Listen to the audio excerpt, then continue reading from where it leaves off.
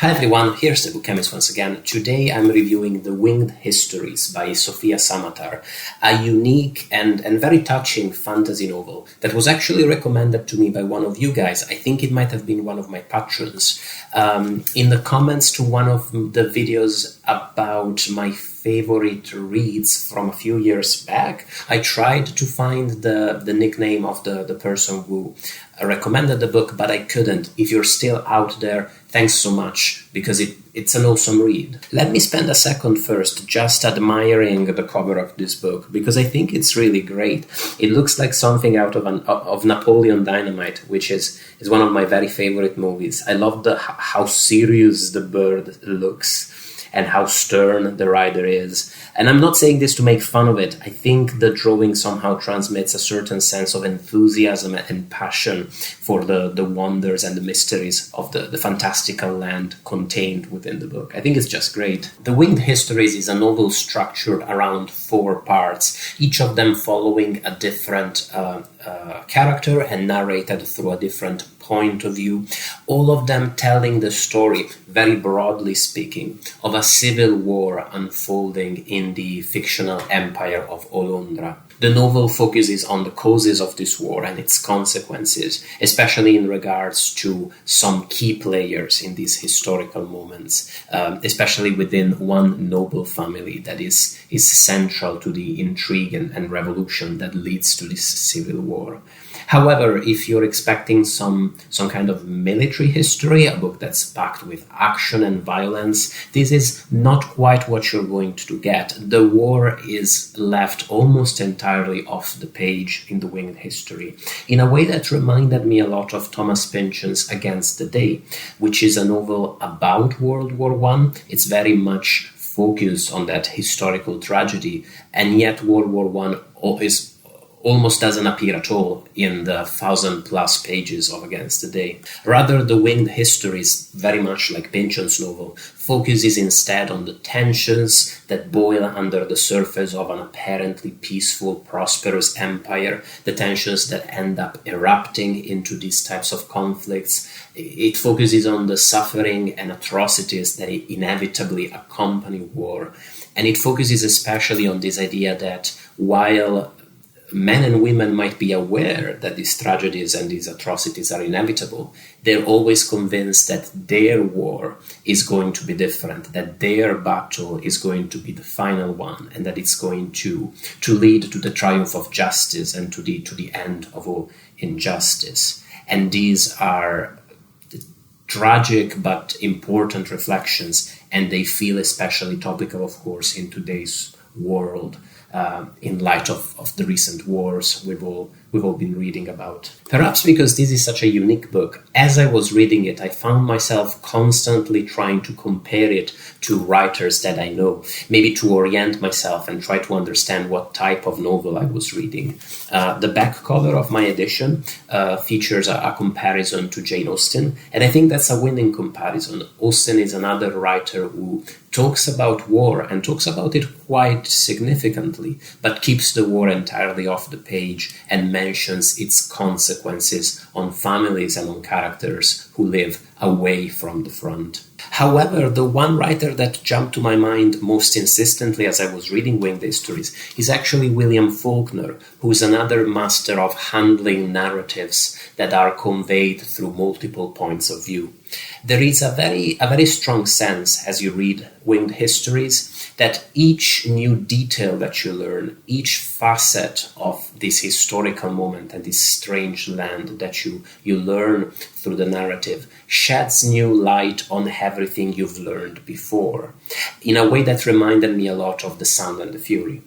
Reading The Winged Histories is a bit like looking at a very detailed tapestry that you can only see through a keyhole, so that in order to build a full picture of this tapestry in your mind, you have to add every new detail that you read and that you acquire to build this broader picture, this broader overview. Hilary Mantel, too, would be another writer that came to my mind a lot as I was reading the book, because she's another writer who writes about moments of great upheaval, crucial historical moments of change, but does so through the perspective, through the very narrow perspective of an individual or a few key characters, a few key historical players.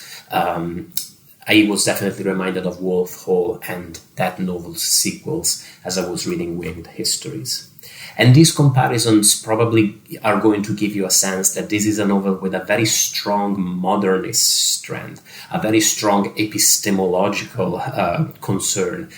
It's a novel where the characters are concerned with understanding the world, understanding some of its central enigmas, the nature of suffering, the nature of political oppression, the possibility of shaping a better life for their country.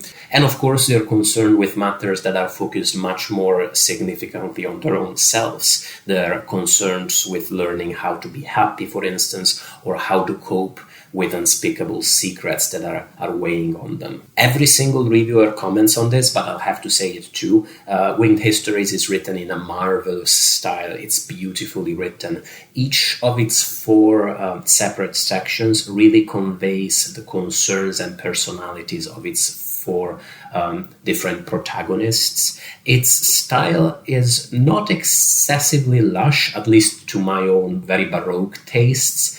I find it quite somber, but it still conveys a full sense of the nature and the dynamics of this fantasy land, a place of beauty, but also of harshness, of riches and oppression.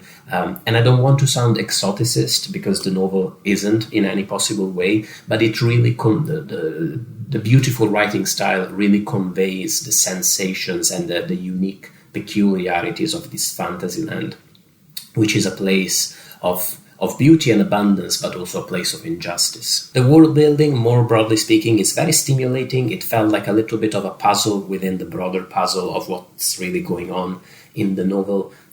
This is a fantastical modern world with coffee and gunpowder and their companion colonialism, but it's also a place of mysticism, a land of monsters. It's one of those fantasy novels that uses some of the tropes of fantasy fiction that we've come to know from countless narratives, but reinvents them in subtle ways that make them feel really fresh. I think this is an awesome fantasy novel, and for all that I've thrown this word around a lot, fantasy, in the course of the review, I'm almost reticent at the end of it to actually tag it just as a fantasy novel. Not because I think that the genre or the tag is in any way detrimental to it, not at all. It's more that I don't think this is a fantasy novel in the same way I don't think The Sound and the Fury by William Faulkner is a novel about the South, even though the South and its southern setting play a fundamental role in it. As I said, the concerns of this book with the nature and the making of history, with the nature and the inevitability of war in certain historical circumstances, they seem to go beyond its setting and beyond its genre, if you will. And to fully appreciate all of these dynamics, you'll just have to read it, because it's awesome. I'll definitely read A Stranger in Londra by Samatar, which is the other novel set in this same fantasy world that Samatar wrote. I think the two of them are self-standing novel. I don't think they're the prequel and sequel to each other, but I'm very curious about it now. And I look forward to hearing what you think about Winged Histories, about Samatar's work. Are you big fans? Let me know in the comments. And thank you, as always, for watching the review. Thanks especially to my patrons for supporting the YouTube channel. And bye, everybody.